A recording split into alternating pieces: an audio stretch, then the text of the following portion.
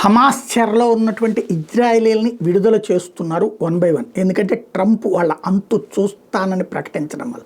అయితే ఈ రాక్షస లోకం ఎలా ఉంటుంది, ఈ నీచాదములు ఎలా ఉంటారు, ఈ దరిద్రులు ఎలా ఉంటారనడానికి సాక్ష్యం నిన్న 8 మందిని విడిచిపెడితే ఇజ్రాయేలీల్ని, ఆ విడిచిపెట్టినటువంటి వాళ్ళని తీసుకొచ్చి ఆ హమాస్ తీవ్రవాదులు ఎవరికి అప్పచెప్తారు?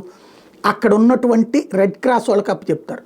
అప్పచెప్పే క్రమంలో ఆ మహిళల పట్ల అక్కడున్న తీవ్రవాదులు కాదు, అక్కడున్న ప్రతి ఒక్కడు నీచుడే, అక్కడున్న ప్రతి ఒక్కడు దరిద్రుడే, అక్కడున్న ప్రతి ఒక్కడు పరమ రాక్షస జాతి అనడానికి సాక్ష్యం ఒక్కొక్కళ్ళ మీద సినిమాల్లో చూపెట్టినటువంటి తరహాలు ఆ ఆడవాళ్ళ మీద ప్రవర్తించిన తీరు, వాళ్ళని తిట్టిన తిట్లు, వ్యవహరించినటువంటి తీరు ఎంత నీచంగా ఉందంటే అంత నీచంగా ఉంది. అదే ఇజ్రాయెల్ కూడా వందలాది మందిని విడిచిపెట్టింది ఇప్పటిదాకా.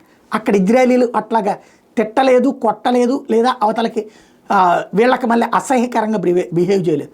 కానీ 8 మందిని దారుణంగా అవమానించినటువంటి రాక్షస జాతి అక్కడ ఉంది అనడానికి సజీవ సాక్ష్యం. నిజంగా చెప్పాలంటే ఒక అణుబాంబేసి ఆ దరిద్రులందరినీ బూడిద చేస్తే కానీ ప్రపంచానికి మంచిది కాదు. ఎందుకంటే ఈ దరిద్రులే ఇతర దేశాలకు వెళ్ళి అక్కడ మతరాజ్యాలంటూ ఒక ఆఫ్ఘనిస్తాన్ లాంటిది, ఒక హమాస్ లాంటి వ్యవస్థని ప్రపంచమంతా సృష్టించాలనుకునే రాక్షస జాతి వీళ్ళందరూ కూడా.